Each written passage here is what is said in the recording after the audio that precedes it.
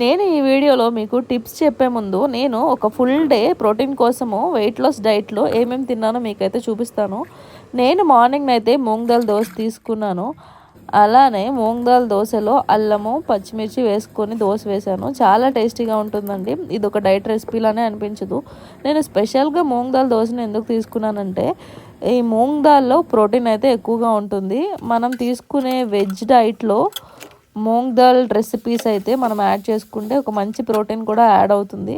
ఇంకొకటి ఏంటంటే దోశ వేసుకునేటప్పుడు మనం ఎంత ఆయిల్ని అవాయిడ్ చేస్తే అంత మంచిది. నేనైతే ఈరోజు నా డైట్లో నేను టిఫిన్కి మూంగ్ దాల్ దోశను అయితే ప్రిఫర్ చేశాను. నేను మ్యాక్సిమం ఇదే తింటాను. టేస్ట్గా కూడా ఉంటుంది, మంచి ప్రోటీన్ ఉంటుంది, అలాగే టేస్ట్ కూడా ఉంటుంది. మీరు ఎవ్రీడే ఫుడ్లో ఇడ్లీ ఉప్మా తీసుకునే బదులు అవి కూడా చాలా మంచివి, కానీ వాటన్నిటిలో మంచి ప్రోటీన్ దోశ, మంచి ప్రోటీన్ టిఫిన్ అయితే ఇదనే చెప్తాను. సో మీరు ఎవ్రీడే కూడా ఇది తీసుకోవచ్చు. లేదంటే నేను ఎవ్రీడే ఏం తీసుకుంటున్నాను నేనైతే పోస్ట్ చేస్తానండి. ఆయిల్ లేకుండా తీసుకున్నాను. ఆ తర్వాత నేను చట్నీ కూడా మీకు చూపించాను కదా, అది కూడా అంత ఆయిల్ లేకుండా నేను పల్లి చట్నీ చేసుకున్నాను. ఇదేంటంటే కాబూలీ బఠానీ కర్రీ వండుకున్నానండి.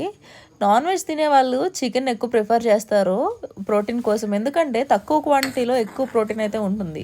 వెజ్ డైట్ చేసే వాళ్ళకి చాలామంది కన్ఫ్యూజ్ అవుతూ ఉంటారు, ఎందుకంటే వెజ్ సోర్సెస్లో ప్రోటీన్ అనేది చాలా తక్కువ ఉంటుంది. సో ఏం తినాలి ప్రోటీన్ ఫుడ్ అని అనుకుంటారు. వెజ్లో ఈ కాబూలీ బఠానీ అయితే చాలా బెస్ట్ అని నేను చెప్తాను. సో రెస్టారెంట్ స్టైల్లో అయితే నేను చేశాను. ఈ ఫుడ్ రెసిపీ వీడియో కనుక మీకు కావాలి అనుకుంటే నేను నెక్స్ట్ వీడియోలో అయితే అప్లోడ్ చేస్తానండి. నేను నార్మల్గానే అందరు తినేలాగానే బగారా రైస్ చేసుకున్నాను. అలానే రెస్టారెంట్ స్టైల్ మసాలా కాబూలీ బఠానీ కర్రీ కూడా ఉన్నాను. ఇది డైట్ ఎలా అవుతుంది అంటారా? డైట్ ఎందుకు అవ్వదండి. మనం తక్కువ కార్బ్స్ తీసుకొని మంచి ప్రోటీన్ కర్రీని యాడ్ చేసుకుంటే అదే డైట్ అవుతుంది. చాలామందికి డైట్ అంటే ఏంటో తెలియక తప్పు చేస్తున్నారు. సో ఫస్ట్ అసలు డైట్ అంటే ఏంటి, మన ఫుడ్కి ఏం అవసరమో అని మనం తెలుసుకొని మనకి కావాల్సిన టేస్ట్కి తగ్గట్టు మనం వండుకొని తినడమే డైట్. మనం అలా చేస్తేనే కన్సిస్టెంట్గా ఉండగలము.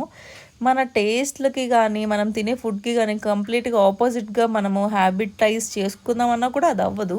సో మనం ఎలా తింటున్నామో అలానే కంటిన్యూ చేయాలి. కాకపోతే మనం తినే ఫుడ్లో ప్రోటీన్ అనేది యాడ్ చేసుకోవాలి. నేను నా ప్రీవియస్ వీడియోస్లో వెయిట్ లాస్ వీడియోస్లో కూడా నేను అదే చెప్పుకుంటూ వచ్చాను. నేను ప్రీవియస్గా వెయిట్ లాస్ అవ్వకముందు, యూట్యూబ్ ఛానల్ పెట్టకముందు నేనైతే చాలా యూట్యూబ్ ఛానల్స్ అయితే రిఫర్ చేశానండి వెయిట్ లాస్కి. కానీ వెయిట్ లాస్ అవ్వలేదు. ఎందుకంటే నేను ఏ ఛానల్లో చూసినా సరే మనము రైస్ కట్ చేయాలి, చపాతీ తినాలి, అవి ఇవి అని చూశాను.